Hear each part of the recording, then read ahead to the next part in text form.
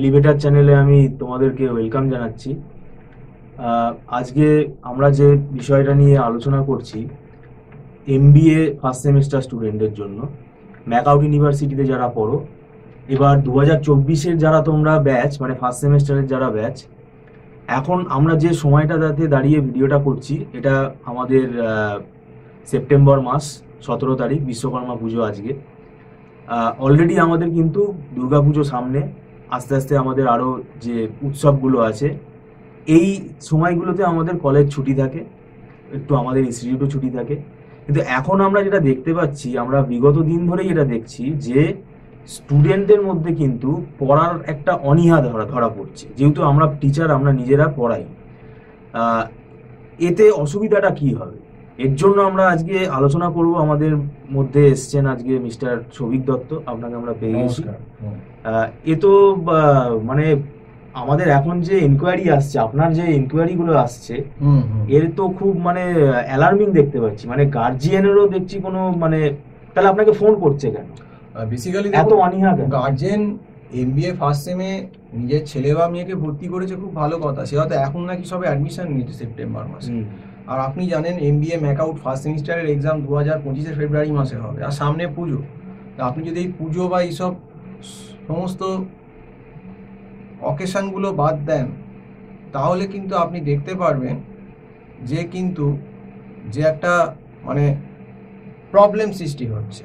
মানে কি, সময়টা এত কম যে আপনি কিন্তু মানে করতে পারবেন না, মানে সময় পাবেন না। এত একটা বড় হিউজ সিলেবাস আপনার এখানে রয়েছে, তো সেই জন্যই বলছি। তো এত বড় সিলেবাস, তো এত কম সময়, 3-3.5 মাস বাকি আছে, যেখানে ম্যাক্রো ইকোনমিক্স একসঙ্গে, স্ট্যাট 1, স্ট্যাট 2, তার সঙ্গে আপনার রিসার্চ মেথোডোলজি, তারপর অ্যাকাউন্টসের পেপার আছে, তারপর আরও সাবজেক্ট আছে, অন্যান্য ল আছে, ওবি আছে, এগুলো তো পড়তে হবে।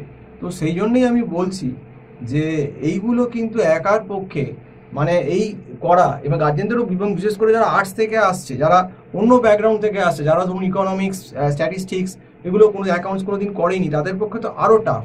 কাজেই আমার মনে হয় স্টুডেন্ট বা গার্জেনদের অনেক আগে থেকেই, যারা মনস্থির করছে যে এমবিএ করবো, তাদের আগে থেকেই কিন্তু যখনই গ্র্যাজুয়েশন পিরিয়ডে তারা রয়েছে অলরেডি, তখনই সিলেবাসটা একবার দেখে নেওয়া উচিত।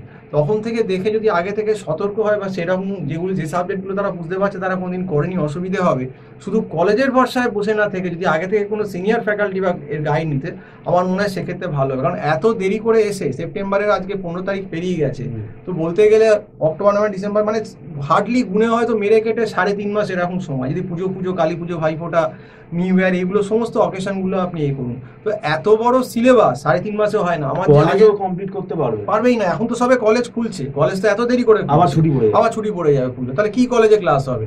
তো সেটা হচ্ছে সব থেকে বড় কথা, এত বড় সিলেবাস। আমার যেমন ফার্স্ট ব্যাচটা আছে, কবে থেকে আছে ফার্স্ট ব্যাচটা?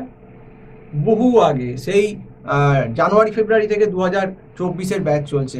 আরও 1-2 জন জয়েন করেছে ধরুন এপ্রিল মেতে, তাদেরটা তো কোপ আপ করা যাবে। কিন্তু আজকে যদি কেউ এসে, আর তাদেরকে যে বলছি তারা আবার অনেকে বিশ্বাস করছে না, তাহলে এই তো সবে কলেজ খুললো, এই তো কলেজ চালু হলো সেপ্টেম্বর মাসে, কি বলছেন আপনি? মানে তাদের একটা অদ্ভুত, মানে তাদের ধারণাটাই নেই, মানে তাদেরকে যে আমি বোঝাবো যে ব্যাপারটা কতটা টাফ। এবং এই এমবিএ ফার্স্ট সেমিস্টারে কিন্তু ইকোনমিক্স, কিউটি, অ্যাকাউন্টসে প্রচুর সাপ্লি হচ্ছে, এবং এখন ম্যাকআউটের যে স্ট্রিক্টনেস, তাতে কিন্তু সাপ্লির সংখ্যা কিন্তু আগের থেকে অনেক অনেক অনেক বেশি বেড়ে গেছে। কাজে আমি বলছি, গার্জেন এবং স্টুডেন্টরা আগে থেকে যদি ওয়াকিবহল না থাকে, তাহলেই কিন্তু এই বিপদের সম্মুখে পড়তে হবে। এটা এই জন্যে আমি অ্যালার্ট করে দিচ্ছি গার্জেনদের এবং স্টুডেন্টদের, যে তোমরা ভালো করে পড়ো, এবং যারাও পরবর্তীকালে এমবিএ করবে ভাবছো, তারা যদি ব্যাকগ্রাউন্ড না থাকে, তারা যদি আর্টস, হিউম্যানিটিস থেকে বা কমার্স থেকেও থাকো, আমি কিন্তু বলবো ইকোনমিক্স, স্ট্যাট, এইটা কিন্তু ভালো লেভেলে আছে এমবিএতে, সেটা কিন্তু আগে থেকেই আমার মনে হয় প্রিপেয়ার হওয়া উচিত। বা সিনিয়রদের সাথে কথা বললেই তারা বুঝতে পারবে মানে তাদের কি হয়েছে অবস্থা। তো আজকে এই অবধি বলেই শেষ করছি। সম্পূর্ণ ভিডিও দেখার জন্য অসংখ্য ধন্যবাদ। নমস্কার।